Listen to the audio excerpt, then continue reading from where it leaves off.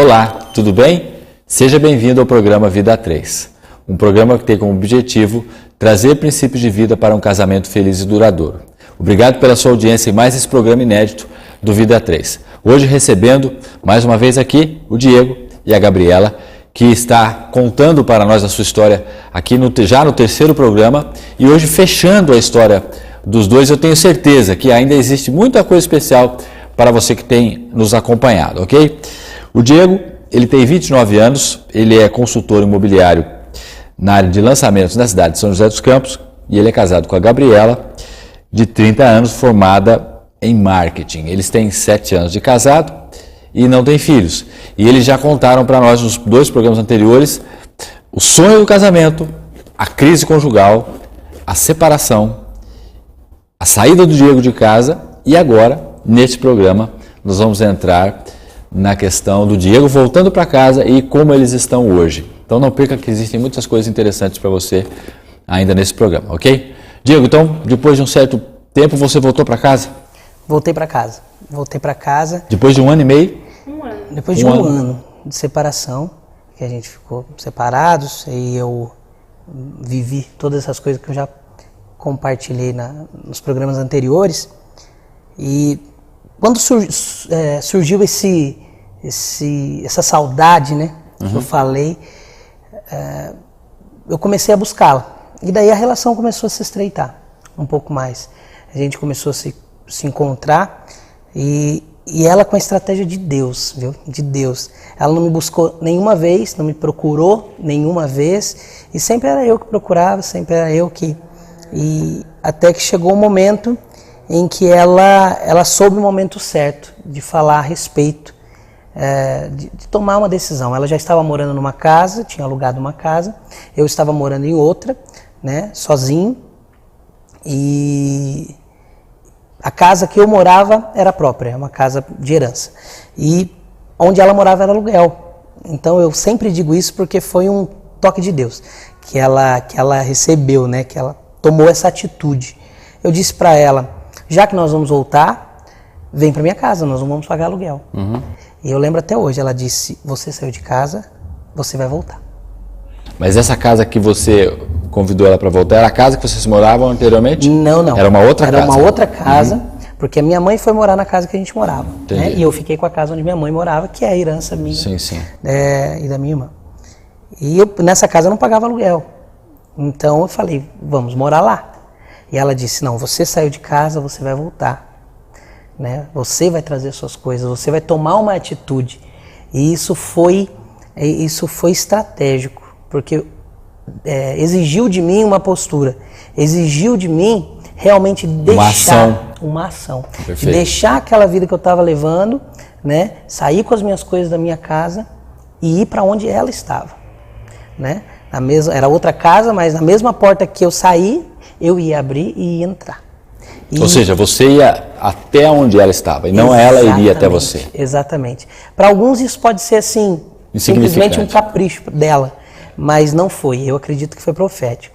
Foi uma atitude que eu tive que tomar para realmente restabelecer a nossa vida.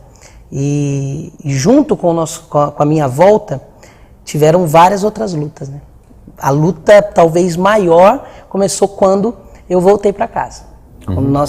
Quando eu decidi voltar para casa, e mesmo assim com o coração muito voltado para aquilo que eu estava vivendo, com vários vícios, com medo de não dar certo, com incertezas, e enfim, eu voltei totalmente destruído nessa área. Uma pergunta: você parou com os seus hábitos imediatamente ou isso foi gradativo? Foi gradativo. Foi gradativo. Você continuava com ela, mas algumas coisas ainda você carregava? Exatamente. Eu tinha, voltando um pouquinho lá para aquela história familiar, né? Eu tinha um histórico muito ruim desde a minha infância com pornografia, com isso com certeza foi uma ponte para me levar à prostituição quando a gente estava separado, né?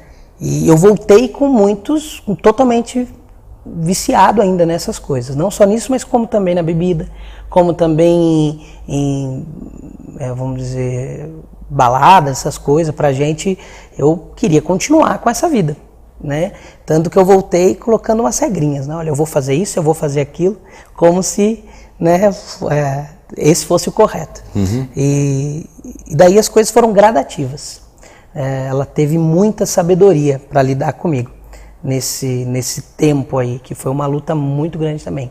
Eu acredito que após a minha volta, se não fosse a estratégia de Deus, a força dela, ela também teria desistido, porque eu acho que foi mais luta do que até a separação. Gabriela, foi mais difícil ter ele de volta ou ele estar ainda longe e você focada em Deus? Com certeza a volta dele foi mais difícil, porque ele voltou, né, com várias situações complicadas e eu não sabia muito como lidar com essas situações. Algumas eu aceitava, outras a gente conversava e eu sempre levava isso para Deus. Quando ele me impunha alguma coisa que ele ia fazer, que não ia mudar, isso eu não vou deixar de fazer, eu levava para Deus e falava: Deus. Você não discutia? Não, a maioria das vezes, eu acho que eu nunca discuti por essas situações, não. Nesse momento era muito crítico a situação, né? Então eu sempre levava para Deus. Eu dizia: tudo bem, você quer continuar? Continua. Nessa época ele estava numa banda e aquilo não era uma coisa muito agradável. E ele disse: eu vou continuar. Eu disse: tudo bem. Eu vou continuar. Eu vou toda quarta-feira eu vou no bar porque eu quero assistir o jogo. E eu quero beber e eu já estou acostumado com isso, tudo bem. E eu levava para Deus. Deus, eu não vou aceitar isso. Eu não posso aceitar um homem desse jeito. E assim... Ou seja, você argumentava com Deus. Com Deus. Não com ele. Com Deus. Não tem como aceitar isso. E às vezes ele chegava em casa meio... eu acredito que perturbado pelas situações que ele queria e não queria, né? Queria fazer o certo, mas não conseguia. E ele dizia que ia sair, que ia embora, que não ia dar certo. Eu trancava a porta, eu ia para o meu quarto orar, eu ajoelhava. Quando ele ia atrás de mim para discutir, quando ele chegava lá eu estava orando e ele não conseguia falar nada. Às vezes ele ajoelhava do meu lado e chorava. E assim a gente foi vencendo as dificuldades, mesmo sem muita ajuda, mesmo sem muito conhecimento, só buscando em Deus.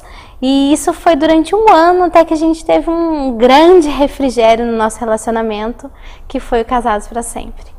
Aí nesse momento o curso Casados para Sempre entra na história de vocês. Exatamente. Exatamente. Nesse período todo de um ano em que a gente ficou, que a gente voltou e teve todas essas lutas, ainda assim havia uma grande vontade no meu coração de ser um bom homem, de construir minha vida. Aqueles sonhos voltaram da juventude.